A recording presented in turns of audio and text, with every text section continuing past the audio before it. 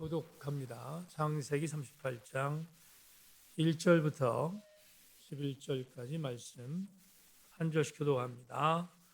그 후에 유다가 자기 형제들로부터 떠나 내려가서 아둘람 사람 히라와 가까이 하니라.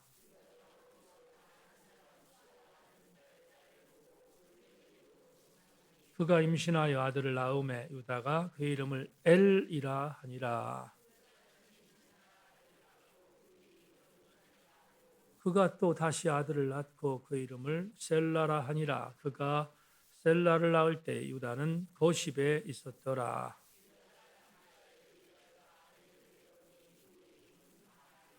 유다의 장자 엘이 여호와가 보시기 악함으로 여호와께서 그를 죽이신지라.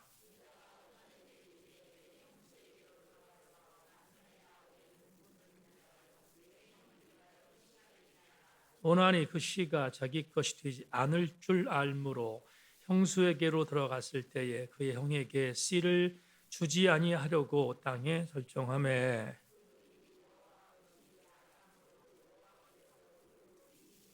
같이 합니다. 유다가 그의 며느리 다말에게 이르되 수절하고 내 아버지 집에 있어 내 아들 셀라가 장성하기를 기다리라 하니 셀라도 그 형들 같이 죽을까 염려함이라. 다말이 가서 그의 아버지 집에 있으니라. 아멘. 오늘 11절까지만 말씀을 나누기를 원합니다. 사랑의 손길 찬양하고 말씀을 나누겠습니다.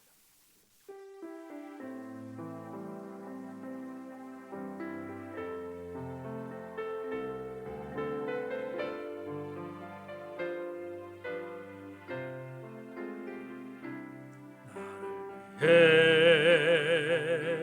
오신 주님 나의 죄를 위하여서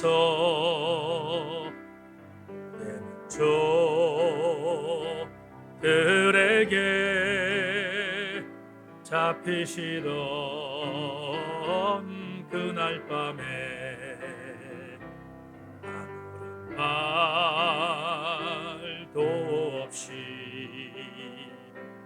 우리에게 사랑을 보여주신 주님 예수 십자가를 지셨네.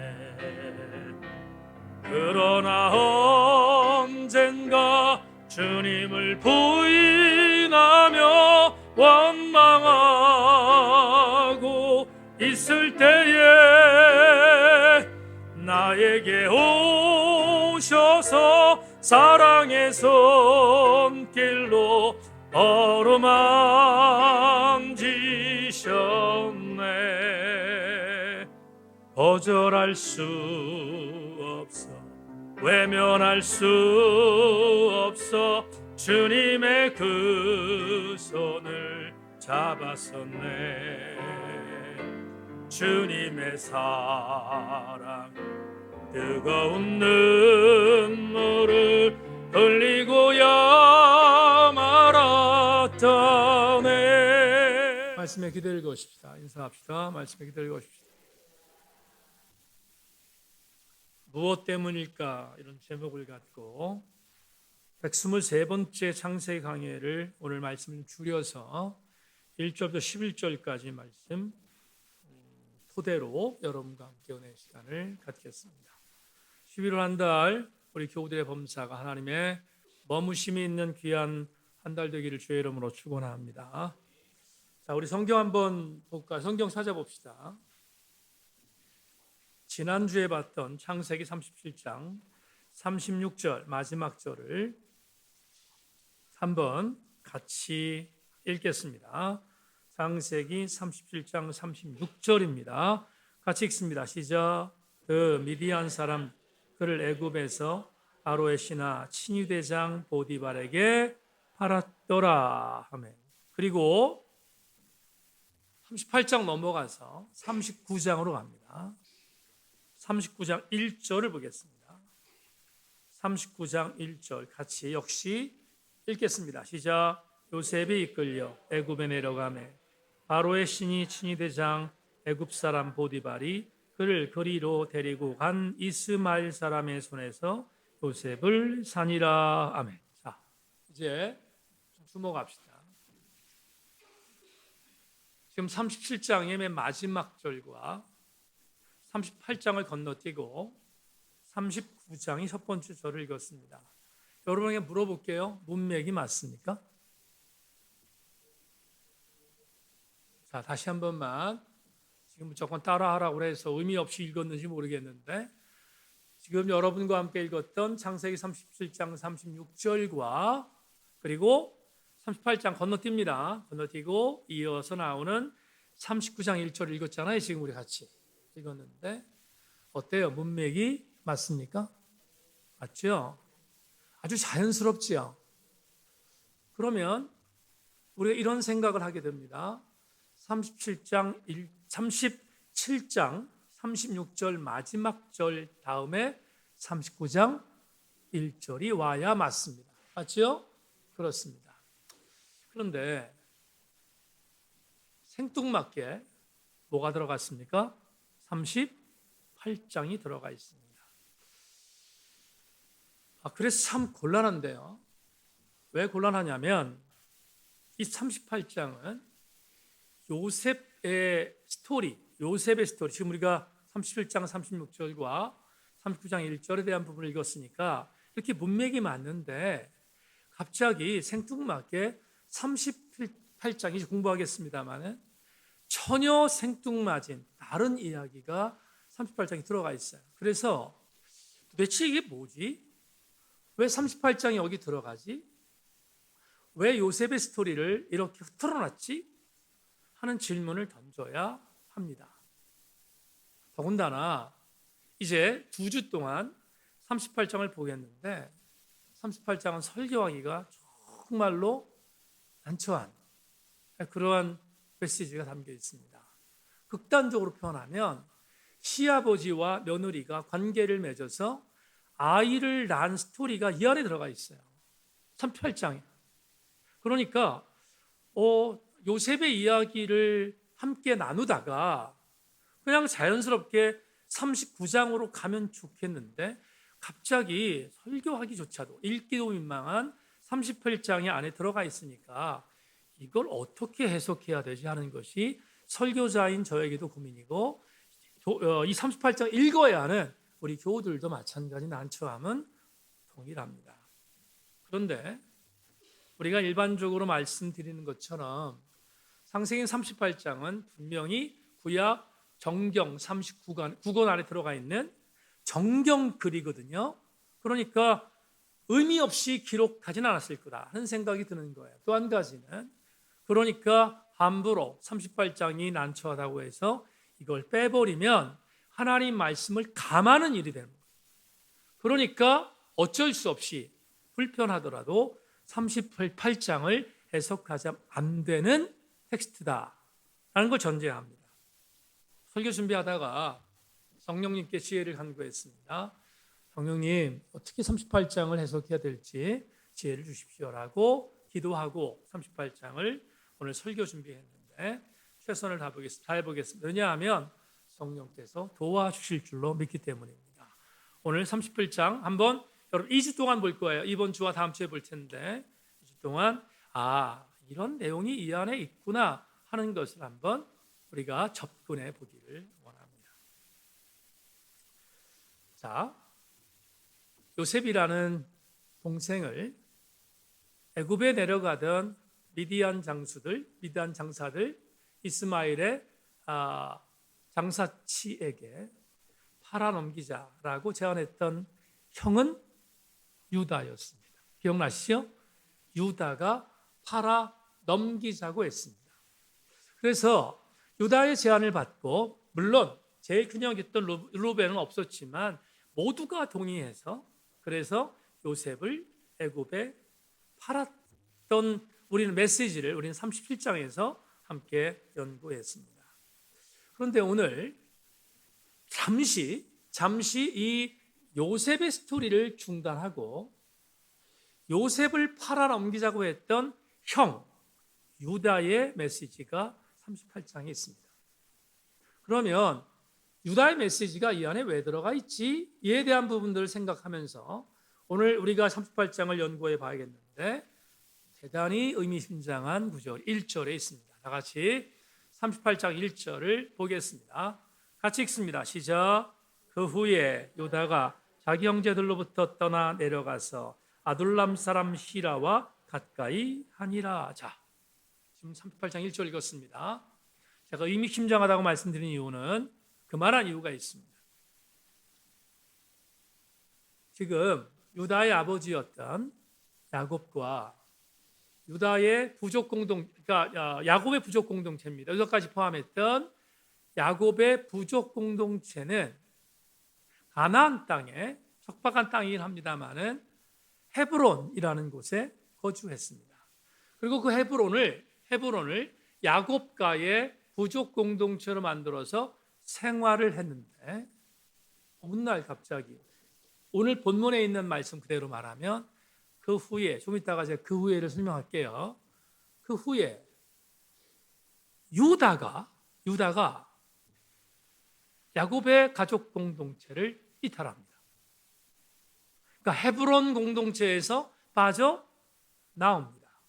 나오고 어디로 가냐면 아둘람이라는 곳을 갑니다. 여기서 주목할 게 하나 있는데 여러분 지금은 그리고 성경의 구약 성경의 가나안 점령 시대까지 거슬러 올라간다면 헤브론이나 아둘람이나 같은 가나안 땅이에요. 크게 보면 팔레스타인의 유다 땅이었어요. 이스라엘 땅이었단 말입니다. 그런데 지금 이 창세기 38장의 시대적 배경으로 보면 헤브론은 하나님께서 주신 야곱의 부족 공동체가 살고 있는 하나님이 약속한 땅이에요. 약속한 땅입니다. 그런데 헤브론을 제외하고 떠나면 특별히 오늘 본문에 나오는 아둘람 같은 이 지역은 가나안 땅, 나중에 가나안 땅이 되지만 이 땅은 철저하게 야곱가에게 있어서는 이방 땅입니다. 이해하셨습니까? 야곱가에게 있어서는 이방 땅입니다. 그러니까 오늘 1절에서 유다가 헤브론을 떠나 아둘람으로 간 것은 아버지 야곱의 치하에서 벗어나겠다는 거예요. 또 한 가지 독립하겠다는 것입니다. 그리고 아둘람으로 내려갔습니다. 아둘람으로 내려갔는데 아둘람에 내려가서 어떤 사람을 사귀게 되었습니다. 그 사람의 이름을 뭐라고 되어 있어요? 히라라고 지금 성경은 우리한테 이야기를 하고 있죠. 아둘람이라는 낯선 땅에 가서 히라와 가까이졌다 이렇게 표현합니다. 자, 근데 이제 좀 주목할 오늘 본문을 해석하기 위해서 이 부분을 제가 설교 준비하다가 이거 그냥 넘어갈까 하다가 아니다. 이거 그냥 넘어가면 본문 해설에 대한 부분이 좀 건조해질 수 있어 생각해서 조금 힘들어도 최선을 다하겠습니다. 잘 따라와 주시기를 바랍니다.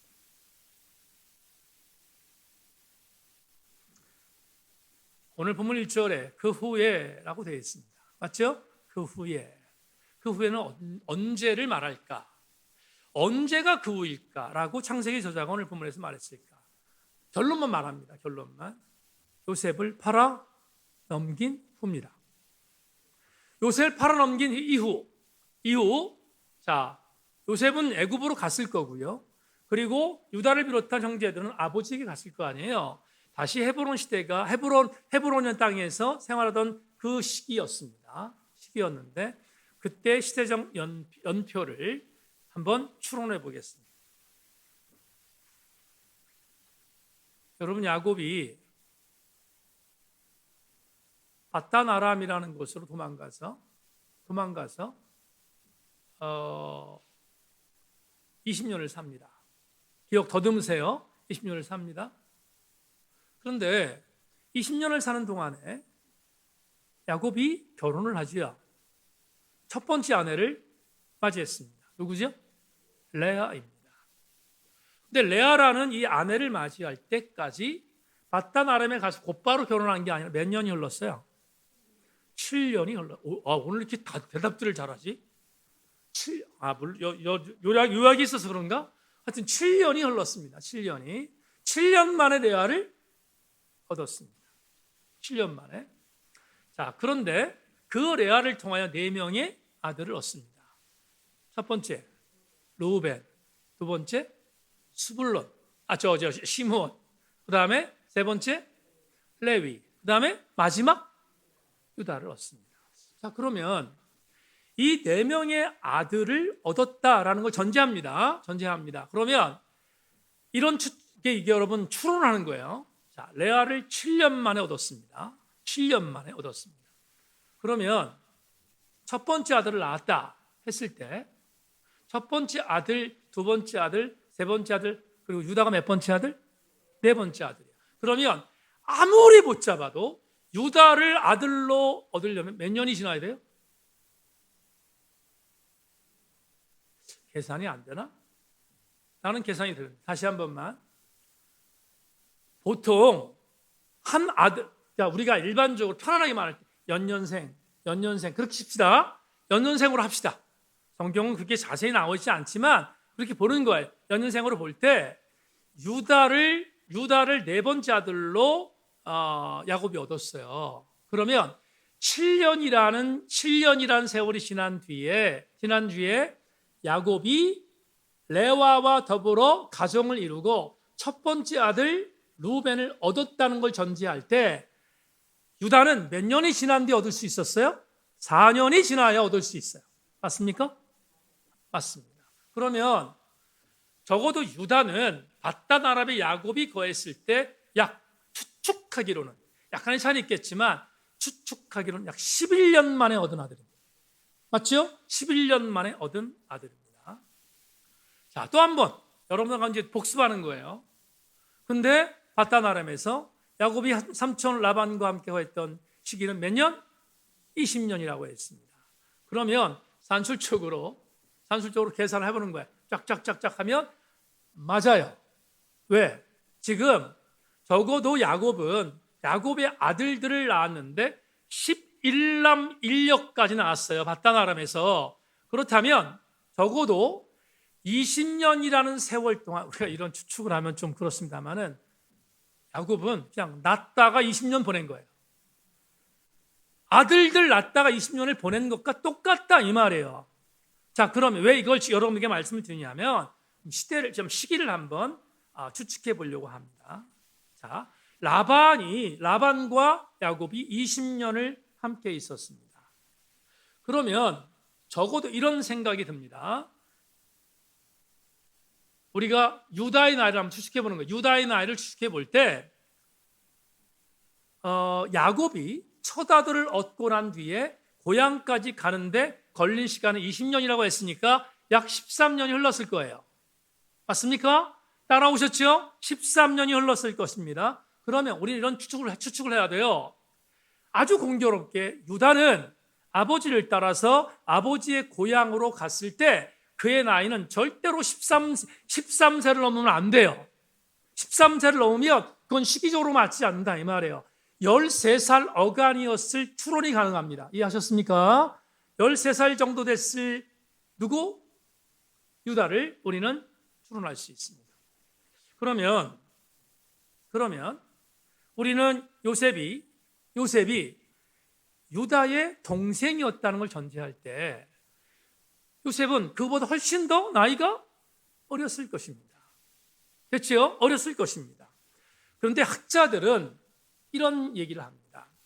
어떤 얘기를 하냐면 지금 넷째 아들이었던 유다 그리고 11번째 아들이었던 요셉과의 관계를 놓고 볼 때 학자들의 얘기합니다. 제 얘기가 아니고 학자들의 이야기는 아무리 그 터울이라고 하죠. 우리가 일반적으로 터울. 유다라는 4번째 형과 11번째 아들이었던 요셉의 터울이 엄마가 다르다는 것을 전제해도 엄마가 다르잖아요.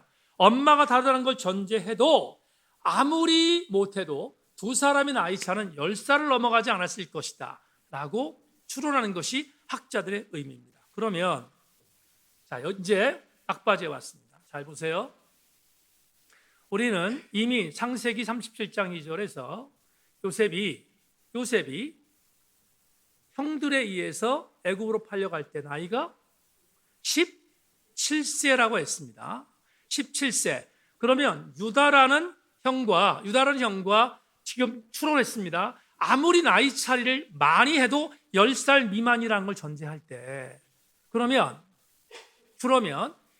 요셉이 애굽에 팔려갈 때 유다의 나이는 많으면 27살쯤 되었을 것입니다. 따라왔는지 여러분들 아멘 소리를 듣고 제가 확인하겠습니다. 따라오셨습니까? 아무리 나이를 많이 잡아도 27세 된 누구? 유다를 추측할 수 있어요. 이건 제 얘기뿐만 아니라 모든 학자들의 거의 대부분의 소견입니다. 왜 제가 27세를 강조하는가? 여러분 그 후라고 되어 있잖아요. 지금 1절에 그 후에 라고 되어 있는 이 그 후에 유다의 나이는 27세 전후반일 것입니다. 전후반 정도 될 27세를 기점으로 해서 거기에서 약간 차이를 있을지 모르겠지만 27세입니다. 그러면 고대 근동에서 27세는 결혼을 해야 할 나이 중에 늦은 나이입니다. 우리 이런 생각을 하게 되는 거죠. 27세가 된 유다가 아버지의 땅이었던 헤브론을 떠나 아둘람으로 내려간 이유는 성경에 적시되어 있지 않지만 어떤 이유 때문에 내려갔을 것 같아요? 결혼하기 위해서였습니다. 그런데 결혼을 하기 위해서 내려간 땅이 무슨 땅? 아둘람 땅입니다. 조금 전에 말씀드렸죠? 똑같은 가나안이지만 이 당시에 이 지금 창세기 38장에 기록된 이 당시에 헤브론과 아둘람을 비교해 보면 헤브론은 하나님께 선정해 준 땅이었고 아둘람은 거기에 비하면 무슨 땅? 이방 땅이었다. 그럼 이런 해석이 가능한 거예요. 유다가 아버지의 치세를 떠나 이방 땅으로 건너가 결혼했구나 하는 결론이 나옵니다. 왜 이게 여러분에게 지금 설명을 드리냐 하면 그림자가 보이기 때문입니다. 어떤 그림자? 지금 유다의 결혼 행적은 아버지의 뜻과는 전혀 반대되는 일이었다라는 거예요. 왜? 아둘람에 있는 히윗 사람이 알고 있었던 수아라는 사람의 딸을 아내로 맞이하는 일이 유다에게 있어집니다. 그러니까 이건 적어도 이전에 우리가 보았던 것과는 전혀 다른 배경을 보는 거예요. 어떤 것? 자, 우리 한번 또 추론해 봅시다. 오늘 예화가 없기 때문에 여러분 잘 따라오셔야 됩니다. 추론해 봅시다. 적어도 유다라는 네 번째 아들의 증조 할아버지 누구예요? 아브라함입니다. 고조 할아버지 누구예요? 고조 할아버지 누구예요? 이삭입니다. 뭐 이상하게 생각하지 말고 그냥 무슨 성경 퀴즈 하는 거 아니잖아요. 자, 다시 증조 할아버지 누구? 증조 할아버지 누구? 증조 할아버지가 나도 헷갈리네 지금. 다시. 이럴 땐 전사에 빨리빨리 얘기하는 거야. 이럴 때는 다시. 자, 이렇게 합시다. 여러분, 지금 유다라는 아버지가 누구예요? 야곱입니다. 야곱의 아버지가 누구였어요? 이삭이었어요. 그리고 이삭의 아버지가 누구였어요? 아브라함이었어요. 그러면 우리가 증조 할아버지부터 시작하는 해석을 해볼 때 이런 생각이 듭니다. 여러분, 아브라함은 자기 아들 이삭을 짝 맺어주기 위해서 자기의 친족과 결혼하도록 만들기 위하여 그 당시엔 아브라함이 왔던 가나안 땅이 이방 땅이었으니까 그러니까 그 이방 땅에서 결혼하지 못하도록 하기 위하여 늙은 종 엘리에셀을 자기의 고향이었던 갈대아우로 바다나는 쪽으로 보내잖아요. 보내서 거기서 얻은 며느리가 누구야? 리브가였어요. 그러면 아브라함의 사상적 배경, 신앙적 배경, 종교적 배경이 뭐냐 하면 적어도 내가 하나님의 선민이 돼서 하나님의 선택을 받은 민족으로부터 시작해서 내가 살아갈 때 적어도 친족 위에 다른 여자와는 결혼해서는 안 돼라는 것이 아브라함의 생각이었어요. 그런데 아브라함만 그랬나? 아닙니다. 아브라함의 아들이었던 이삭도 마찬가지였어요. 여러분, 이삭이 편애했습니다.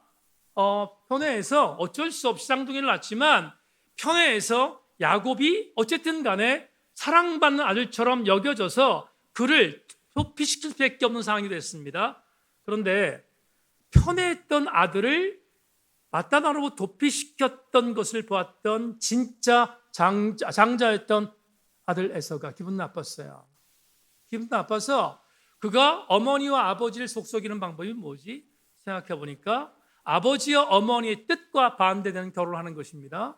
그래서 결혼을 어떻게 했냐면 그동안에 할아버지와 아버지에 대한 개념에서 돌아볼 때 에서는 반드시 친족 안에서 결혼을 해야 됐는데 친족 안에서 결혼하지 않고 이방 여인과 결혼했음을 성경 우리한테 증언하잖아요.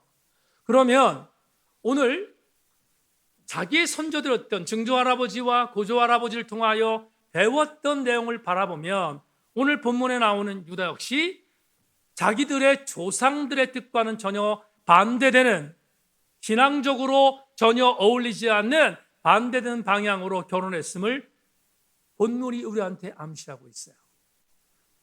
여기서 우리는 아주 중요한 생각을 하나 해야 합니다.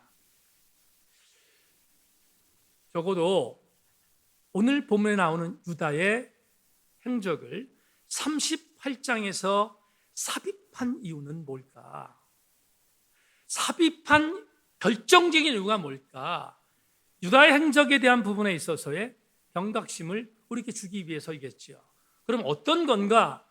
오늘 1절을 보면 1절에서 적어도 유다는 자기의 삶의 여정 안에서 신앙적으로 이탈되어졌던 행동을 했다는 사실을 우리에게 알려주기 위한 보석이 1절이야. 1절. 그래서 1절을 보면 이렇게 말합니다. 그 후에 유다가 자기 형제들로부터 떠나 내려가서 아둘람 사람 히라와 가까이 2절 볼까요? 유다가 거기서 가나안 사람 수아라는 자의 딸을 보고 그를 데리고 동침했다. 이렇게 말하는 거예요. 자, 그러면 또 한 가지 우리가 본문에 있는 내용을 추적하기 위해서 또 한 가지 주목할 게 있는데 여러분 2절 볼까요? 2절 보면 유다가 거기서 가나안 사람 수아라는 자의 딸을 보고 그를 데리고 동침했다. 이렇게 말하잖아요. 그런데 이게 정말로 별로 좋지 않은 거네? 라는 생각을 할 수밖에 없게 만드는 어떤 은유적인 기사가 하나 있는데 1절 다시 갑니다. 1절. 그 후에 유다가 자기 형제들로부터 떠나 다 같이 따라서 합니다. 내려가서 다시 한번 따라합니다. 내려가서라는 단어가 나와요. 창세기 기자가 의도적으로 내려가서라는 단어를 썼습니다. 그런데 이 단어는 굉장히 기분 나쁜 단어입니다. 왜 기분 나쁜 단어인가? 여러분 우리는 사사기를 보면 사사기에서 삼손이 나신으로 부름받고 난 뒤에 블레셋과의 전투에서 블레셋을 치고 이스라엘 구원하라고 하는 명령을 받았음에도 불구하고 그 일을 까마득하게 잊고 여색에 빠져서 그가 일탈하는 장면을 사사기 14장부터 봅니다. 그런데 사사기 14장에서 그 일탈에 대한 내용을 삼손이 잘못되고 있구나라는 걸 보여주는 단어가 하나 있는데 사사기 14장 1절을 볼까요? 이렇게 기록되어 있습니다. 삼손이 딥나에 내려가서 거기서 블레 사람의 딸들 중에 한 여자를 보았다. 여기 똑같은 단어 뭐가 나와요? 내려가서가 나옵니다. 자, 여기 내려가다라는 이 단어는 오늘 본문에 유다가 아둘람으로 내려가서 수아 사람의 딸과 결혼한 것과 똑같이 매치되는 단어예요. 그러면 왜 내려가선 단어를 썼을까? 이유는 간단합니다. 내려간다는 말은 아버지의 신앙적인 공동체에서 이탈한 삼손과 같이 아버지의 신앙적인 공동체에서 이탈한 유다를 고발하기 위한 구절이다 하는 것을 이 본문을 통해 알게 됩니다. 그러자 이렇게 이탈했던 이렇게 이탈했던 유다 인생이 어떻게 되는가? 이어지는 구절을 보겠습니다.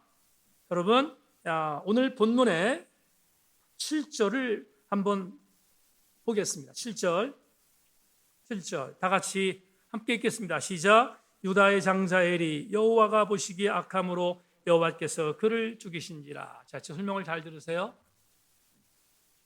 수아라는 사람의 딸과 결혼한 유다는 자녀를 낳습니다. 어떤 자녀를 낳냐면 적어도 3명의 아들을 낳았음을 성경이 보고합니다.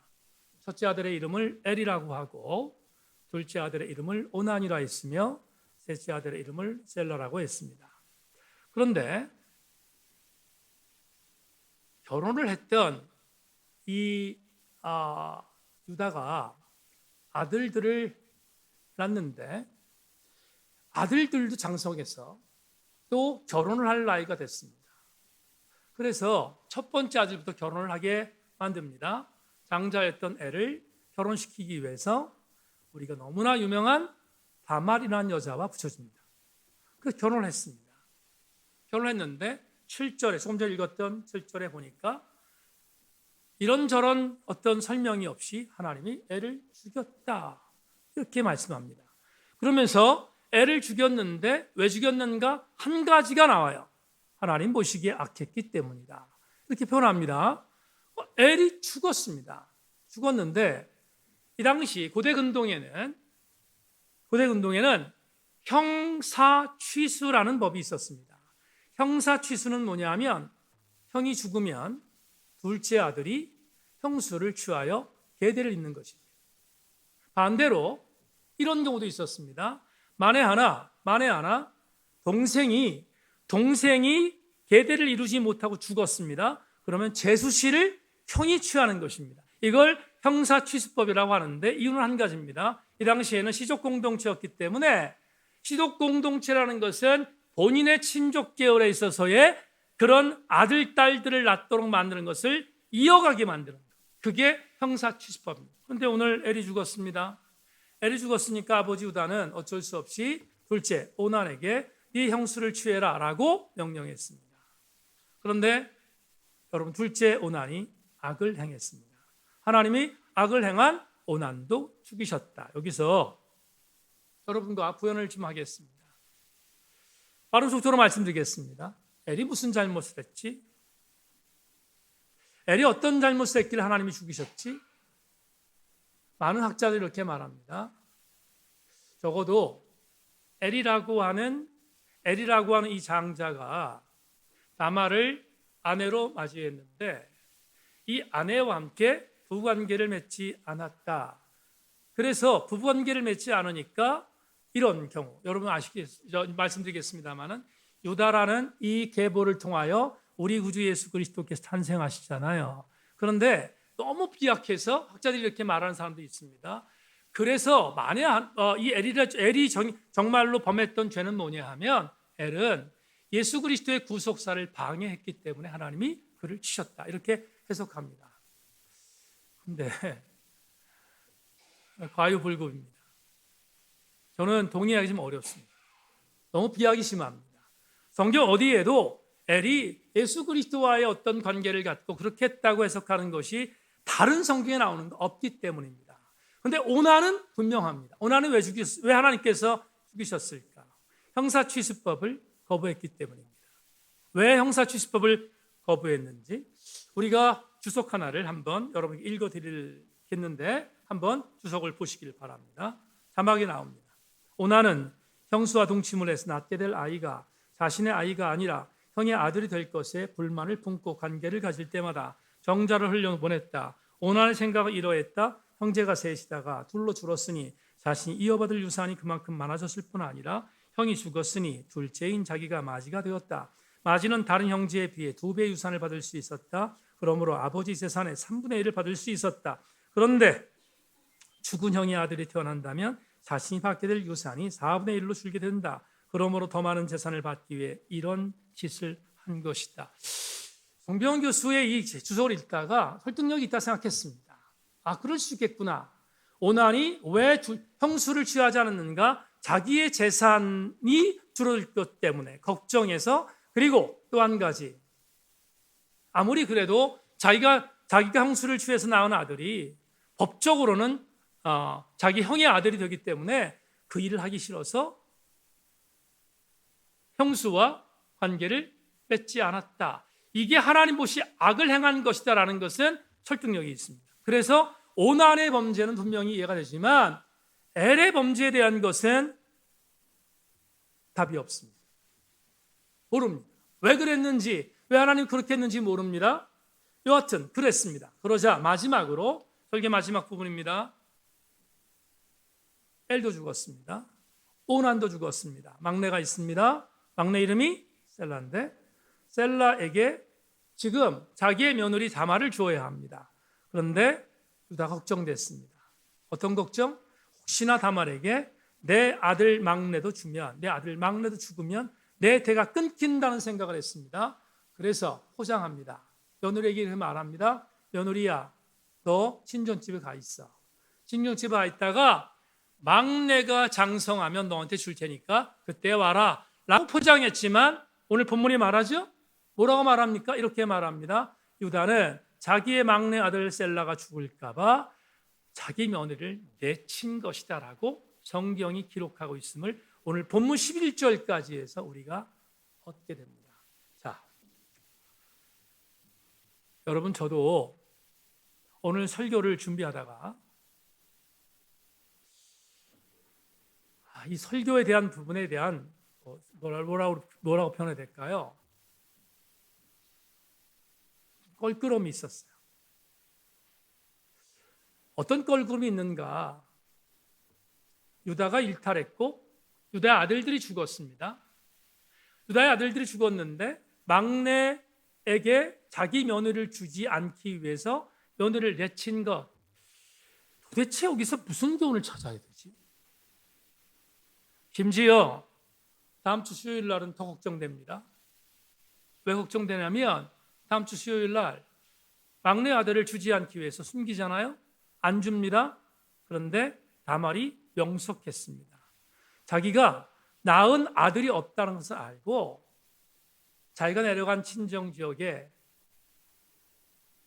창녀의 모습을 자기가 창녀의 모습으로 이렇게 뭐라 그러죠? 포장해서 시아버지 유혹합니다. 그리고 시아버지 동침합니다. 아들을 낳습니다. 그 아들이 바로 쌍둥이인데 여러분 다윗의 증조부들입니다. 그러면 다음 주에 이제 설교를 해야 되는데 여기서 또 무슨 설교를 해야 되지? 하는 게 저한테 걱정거리입니다. 그러다가 오늘 성령께 제일 간구했는데 적어도 이 본문을 여기다 기록한 이유는 하나님께서 어떤 의미를 주기 위해서 본문을 분명히 38장을 집어넣었을 텐데 과연 뭘까 생각하다가 이런 생각이 들었습니다. 여러분 오늘 엘, 오난, 그리고 셀라, 다말, 유다라는 5명의 인물을 통하여 우리가 얻을 수 있는 영적인 교훈이 하나 있다 생각했습니다. 그건 뭘까? 우리는 유다라는 족보에서 예수께서 탄생하시는 것을 우리는 알고 있습니다. 마태복음 1장은 바로 그 족보를 기록한 것이잖아요. 그런데 유다라는 이 사람을 고발하고 있는데 오늘 38장에서 아무리 곱씹어도 아무리 좋은 전수를 주려고 하더라도 세상의 유다 지파에서 예수님이 오셨어? 해석이 안 돼요. 해석이 안 된다고요. 어떻게 유다 지파에서 예수께서 오실 수 있었지?를 질문해 보면 해석이 안 되는 게 뭐냐면 유다의 일탈, 오늘 여러분들 말씀드렸잖아요. 유다의 일탈, 그리고 그 아들들의 범죄, 그리고 심지어 그 며느리의 기가 막힌 일탈까지 포함하여 아무리 봐도 인간적인 모습을 바라보면 이런 지저분한 계보에서 예수가 왔다? 이게 이해가 안 된단 말이에요. 그런데 역으로 생각했어요. 어떤 감동이 왔는지 아십니까? 이런 지저분한 계보, 이런 말도 안 되는 정말로 지저분한 계보에서 예수께서 오셨다라는 것은, 그러니까 우리에게 오신 예수님은 죄인 가운데 오신 거예요.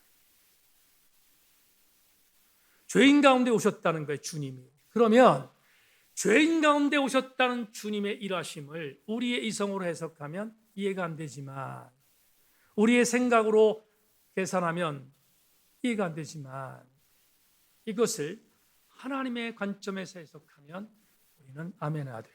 왜 그런가? 이렇습니다. 오늘 잠깐 볼까요?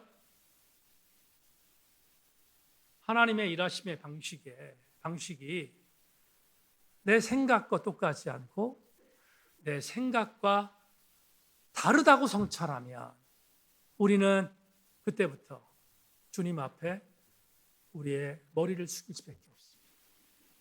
여러분, 이런 생각해 보셨습니까?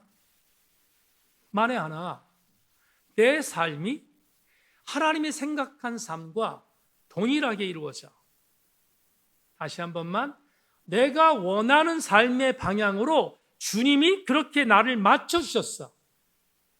그러면 우리가 주님을 믿을 이유가 뭐가 있어요? 주님과 내가 똑같은데. 여러분, 야고보를 볼까요? 설교를 마무리하면서 야고보를 볼까요? 야곱이 130세 되던 어느 날 낯선 땅, 이방의 땅, 애굽으로 내려갑니다. 거기에 요셉이 있다는 이야기를 듣고 내려갔어요. 내려갔더니 그 땅의 지배자였던 바로가 이렇게 물어요. 네가 요셉의 아버지인가? 를 물어요. 그러면서 이렇게 말합니다. 내 나이가 몇이냐? 이게 묻습니다. 묻는데 그 물음에 대하여 야곱이 이렇게 되더랍니다. 창세기 47장 9절에 이렇게 말합니다. 야곱이 바로에게 아뢰되 내 나그네 길의 세월이 130년이니라. 내 나이가 얼마 못되니 우리 주상의 나그네 길의 연주에 미치지 못하나 험악한 세월을 보내었나이다 하고, 지금 야곱이 130세가 된 어느 날 바로 앞에서 자기 인생을 뒤돌아보면서 이렇게 말합니다. 바로시여, 내 삶이 험악했습니다. 근데 야곱의 삶이 험악했다는 고백이 그게 겉돌지 않잖아요. 우리는 야곱이 어떤 파란만장한 인생을 살았는지 압니다. 적어도 베델이라고, 우리 지난 강의를 통해서 공부했습니다마는, 베델에서 하나님을 만나기 이전까지 야곱은 자기 마음대로 살던 롤러코스터 인생을 살았어요. 그런데 베델에서 하나님을 만난 뒤에 불완전했지만, 완전하지는 않았지만, 그때부터 시작하여 그는 하나님의 인생의 길로 걸어가기 시작했다고요. 다시, 그는 전 인생을 바라보면 파란만장한 인생을 살 수밖에 없었던 이유는, 자기 마음대로 살던 인생이 있었는가 하면 하나님이 원하시는 상으로 만들어갔던 인생이 있었기에, 그 분기점을 중심으로 하여 그의 삶을 돌아보면 그는 말 그대로 험악한 세월을 보낸 것이 맞습니다. 그런데 말입니다, 그 야곱에게 유다가 나옵니다. 유다가 탄생했습니다. 유다는 아버지를 보았습니다. 아버지 인생을 보았습니다. 아버지 인생을 보았던 유다는 아버지 인생에 롤러코스터를 탔던, 하나님을 버렸던 부분에 있어서의 인생을 반면교사 삼아 하나님 뜻대로 살아야 되는데 관심 없었습니다. 유다 관심 없었어요. 아버지 인생에 대한 부분 전혀 관심 없습니다. 그래서 그는 자기 마음대로 살았습니다. 그리고 아버지의 집에서 이탈하여 아둘람으로 내려갔고, 아둘람에서 이방 여자와 함께 결혼했고, 이방 여자와 결혼해 아들을 낳았는데 아들들의 인생은 그렇게 풍지박산됐습니다. 그러면 우리는 이런 생각합니다. 유다는 실패한 인생이야. 100번을 말해도 유다는 실패한 인생이야 라고 말할 수밖에 없는데, 근데 놀랍습니다. 그 실패한 인생의 주인공 유다의 계보로 예수께서 오신다니까요. 어떻게 해석합니까? 이거 어떻게 이해합니까? 그러니까 이렇게 이해합니다. 어떻게? 하나님의 일하심의 방식이 내 생각과 다르다는 것을 알면서 나는 주님을 더 주님으로 인정할 수밖에 없습니다. 이렇게 적용하고 설교를 맺겠습니다. 여러분, 유다가 누구입니까? 유다가 누구예요? 바로 나입니다. 여러분, 유다와 내가 뭐 다른 게 있어요? 다른 거 없습니다. 나도 하나님의 극적인 은혜로 구원받았습니다. 그리고 하나님의 구원받은 이후에 하나님의 말씀대로 살려고 몸부림치는 것뿐이지 나도 연약한 존재인 건 똑같습니다.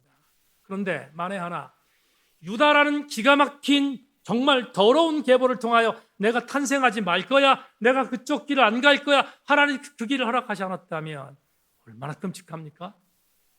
저 여러분이 어떻게 구원받을 수 있었습니까? 우리는 구원받을 수 없었습니다. 이거 아십니까? 유다라고 하는 세속적인 관점으로 바라볼 때 정말로 더럽고 정말로 형편없는 그 유다의 계보를 통하여 하나님께서 내 아들을 보내갔다고 약속하셨기에 주님 오셨기에 유다의 반열을 통하여 예수 그리스도는 구원사를 이룩했던 것처럼 가장 결정적인 애가 뭡니까? 저와 여러분도 구원받을 수 있었던 것입니다. 사랑하는 여러분, 하나님 앞에 이런 질문을 할 때가 있습니다. 하나님, 저만의 기도인지 모르겠습니다. 여러분 이런 기도를 드리는지 모르겠습니다. 근데 저는 그럴 때 많아요. 하나님, 이해가 안 돼요. 하나님 왜 이렇게 일하셨지요? 하나님 도대체 나에게 이렇게 하신 이유가 뭐지요? 하나님, 나는 하나님을 믿는 백성이지만 이 부분만큼은 하나님이 이해가 안 돼요 라고 하나님께 간구했을 때 한두 번이 아닙니다. 목사인 저지만 한두 번이 아니에요. 저는 여러분은 저보다 신앙이 좋으셔서 그렇게 간구한 것이 별로 많지 않을지 모르겠지만 저는 여러분에게 나이브하게 말해요. 하나님 앞에 그렇게 간구한 적이 한두 번이 아니에요. 그런데 그렇게 항의할 때마다 하나님은 제게 오세요. 오셔서 제게 이렇게 꼼짝 못하게 만드셔요. 이 목사야, 네가 나를 이해하지 못한다고 하니까 한다 말한다. 네가 나를 이해하지 못하니까 나는 네 하나님이야. 만에 하나 내가 하나님을 다 이해한다면 그 하나님이 나에게 무슨 하나님이에요? 하나님일 수 없습니다. 여러분 이거 아십니까? 하나님이 이해되지 않는 여백으로 여러분에게 계셔 주니까 하나님이 여러분의 하나님인 것을 아십니까? 오늘 설교 제목이 뭐죠? 설교 제목이 오늘 뭐예요, 여러분? 설교 제목에 답을 해야 합니다. 어떤 답을 해야 합니까? 도대체 무엇이지? 왜 하나님께서는 유다라는 이 기가 막힌 벌어진 것 같은 벌어지마도 못한 유다 지파를 통하여 아들 예수를 보내셨지? 도대체 왜? 무엇 때문이지? 라고 질문할 때 이렇게 답해야 합니다. 그러니까 은혜라고. 오늘 여러분에게 오신 주님은 은혜입니다. 여러분을 오셔서 구원하신 하나님의 오신 방법은 은혜입니다. 그리고 그렇게 여러분에게 주님이 오도록 만드신 하나님의 일하심도 은혜입니다. 한 번만 더 얘기하겠습니다. 교우들이여, 우리 주 예수 그리스도께서 여러분에게 오신 것은 그래서 은혜인 줄로 믿습니다. 우리 모두 함께 질문에 답하십시오. 주님은 그래서 우리에게 은혜로 오셨다고 답하는 저와 여러분 다 되기를 주님의 이름으로 축원합니다.